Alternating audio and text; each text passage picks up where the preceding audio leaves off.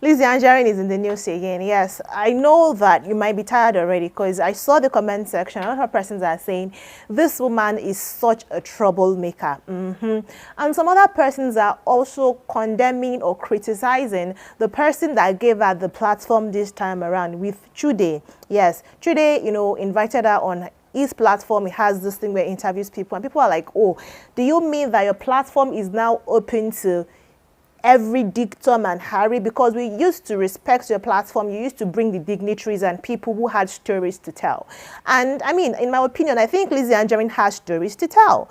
Now, when GISTUBE asked her about the ongoing battle between herself and Iyabo Ojo, because Iyabo Ojo, by the way, sent a reminder or a very, very serious warning to Lizzy Anjorin saying, we have an ongoing case in court. There is no reason why you are still attacking me and my family members and the people that are dear to my heart. You have no reason to still put their names in your mouth because we have a case that we are not settling. Earlier in 2023, 2024, both of them had settled out of court. A judge had told them to go reconcile, hug it out and all of those things. And they did. But it didn't stop there. So they now had to go back to court again and all of those things, right? But this video is more about us looking into the life of Lizzy Anjorin. This woman seemed to have a problem with everybody in her life, including her husband's ex-wife. Yes, Fola Tinubu. In fact, including people who still associate with Fola Tinubu. Because when Mercy Aigbe held the premiere, I think it's also on this channel, when Mercy Aigbe hosted the premiere of a movie, Thin Line, right? Fola Tinubu was also a guest. She was at the event. And Mercy Aigbe and Fola Tinubu, had pictures together. Lizzy Anjorin picked a fight about it. And she said that these are persons that are associating with her husband's ex-wife. Somebody who put the nudity of her husband, Mr. Lawal, on social media, saying that nobody should be talking to them and that people in the Yoruba movie industry have all ganged up against her, which is why they are still friends with Fola Tinubu, which is why they are still associated with Fola Tinubu, because if they had any respect for her, nobody would be associating with these people. I feel like she's one of these people, when you were in primary school, when you were in second, this is my personal opinion. You don't have to share it. But when you were very young, when you were age 5, age 6, when your friend has a problem with somebody else and that particular friend expects that everybody should ostracize that person, right? The enemy of my friend is automatically my enemy. You guys should not have any. I feel like, because how can you expect all the women in Nollywood to not talk to one person because of you, who are not even their friend to begin with? Lizzy Anjorin, I feel like since 2018, when she released Owo Naira Bet, we've not seen any of her movie. And give it to her, Owo Naira Bet that year was one of the most expensive production. Not in terms of grossing anything, no, but like when you spend money to produce a movie, I feel like it's one of the most expensive in that year.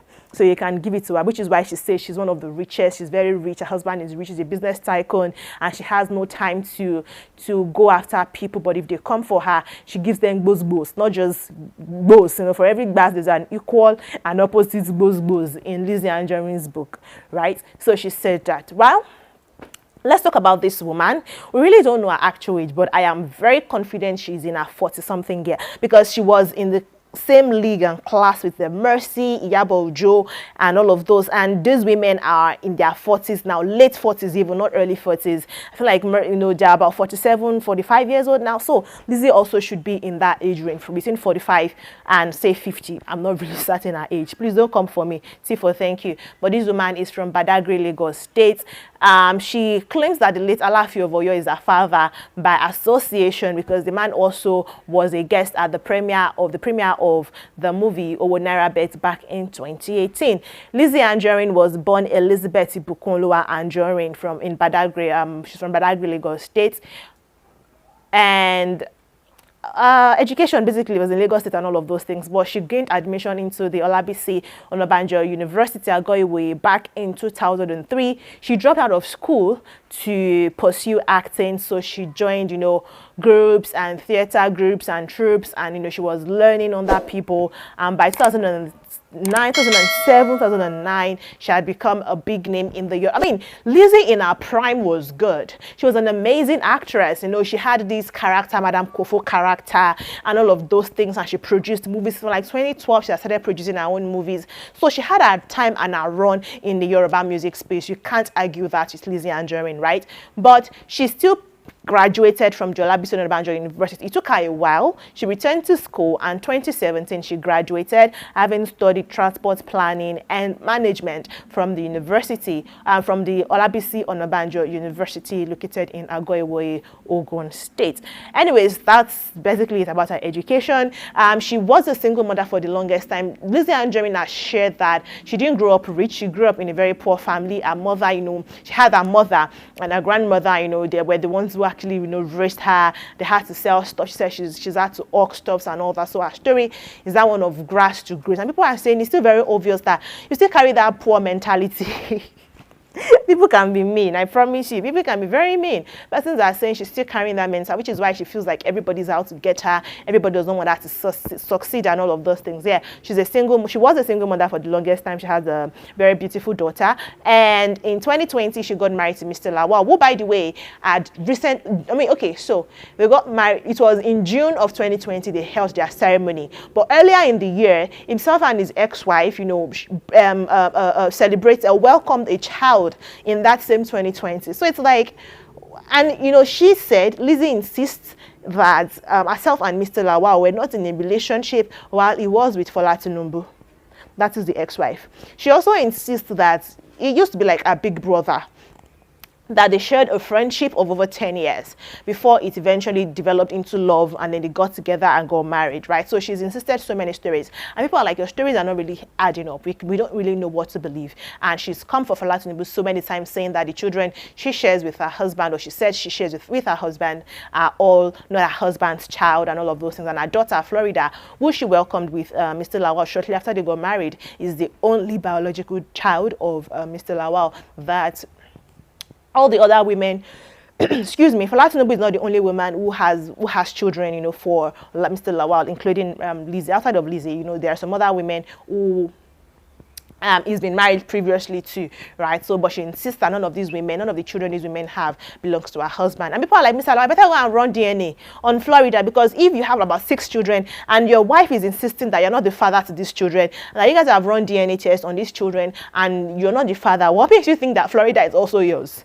Don't you feel like there's something fishy somewhere? How about you go check yourself? Just be certain that you can actually father children. Now, these women have not run new streets. They've not done the secret life of Baba Segi's wife. They've not run that kind of power on your head, just by the way, right?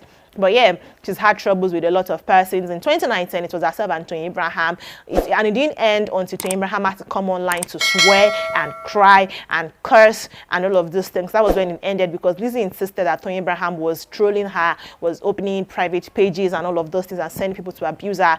Then she moved to Iyabo Ojo afterwards. And both of them have had it going for the longest time. Guys, it's been so long between Iyabo Ojo and Tony Abraham and Lizzy Anjorin that I don't even know or think we can see the end of it. However, in the interview that she granted that I mentioned earlier with Chude, she did say that she didn't want to mention any name, but it's something that is in the news. It's something that Iyabo Ojo publicly mentions your name. So why are you saying you don't want to mention her name? Because if you've noticed also, in everything Lizzy Anjorin does, she actually does not mention the people she has problems with. She does not mention their names. She just goes online to drop hints and hints until the persons who have the sub actually catch their sub, and they will now be the ones to tag her, but she would never mention. I feel like she's protecting herself in case it gets to court, like Yabo Ojo's situation has gotten, and all of those things. But you can tell that both of them have problems. You can obviously tell that they have problems. But yeah, I would like to hear from you guys in the comment section. Do you think Lizzy, because even in the interview, some persons were like, oh, even the way she's answering questions is in such classless and violent manner. You can tell that she derives joy in knowing that she's hurting people, in knowing that they are talking about her in this manner. Like, she does not really care. This woman was accused of theft back in 2024, and it took about 8 months for her name to be cleared. And she said it was the handiwork of Iyabo Ojo and people that hate her in the industry. But she still continues to say she's a business tycoon. Nobody has money as much as her. People are trying to build houses. No, not build. People are trying to lease houses and live on our streets because they are competing with her in Lagos State. Lizzy's in a class of her own, honestly. When it comes to this troublemaking thingy and finding a way to be relevant on social media, she is in a class of her own. And as she's doing these live videos and she's cursing, she's also selling her goods. This woman is wearing her jewelry. She's asking one of her girls to bring out this fabric and that jewelry and this one and that one to say, look at this fabric, come and buy. But she's still cursing you. I don't know how it relates, but I think it makes her money. So at the end of the day, you have to stick with what makes you money. So yeah, kudos to Lizzy Anjorin for doing what, she has been able to master, and it pays her. Cheers. Anyways, guys, I'd like to hear your opinion. I just shared mine with you. I'd like to hear what you guys think in the comment section. Thank you so very much for watching this video. I will be seeing you in the next one. Until then, take care of yourselves and